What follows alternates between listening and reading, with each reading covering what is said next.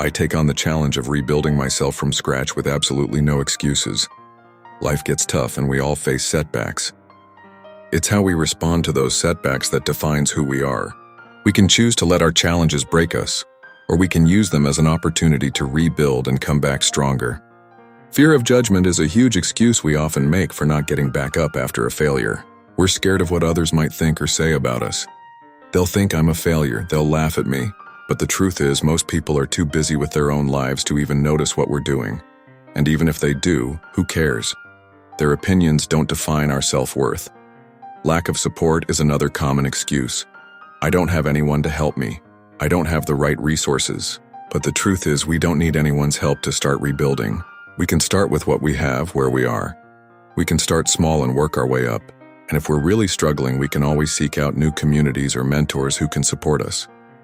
Feeling overwhelmed is also a major excuse. I don't know where to start. I don't know how to do this, but the truth is, we don't need to have all the answers. We just need to take that first step and then the next and the next. We can figure it out as we go. And if we make mistakes, so what? That's all part of the learning process. We often think we're the only ones going through tough times, but the truth is, everyone faces challenges. Everyone has to rebuild themselves at some point. Take Thomas Edison, for example. He failed over 1,000 times before inventing the light bulb. Or J.K. Rowling, who was a single mom living on welfare when she started writing Harry Potter. These people didn't let their excuses hold them back. They kept pushing forward, and look what they achieved. One of the most inspiring stories I've heard is about a guy named Nick Vujicic, who was born without arms or legs. He could have easily given up and said, "This is impossible." But instead, he learned to surf, play football, and even give motivational speeches. He didn't let his physical limitations hold him back. He chose to focus on what he could do, rather than what he couldn't.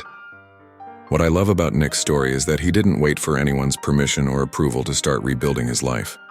He just did it. He took action, even when it felt scary or uncomfortable. And that's the key. We can't wait for someone else to give us permission to get back up. We have to take responsibility for our own lives and choose to move forward. So what's the lesson we can learn from these stories? It's that taking action is what matters. It's not about feeling motivated or inspired all the time.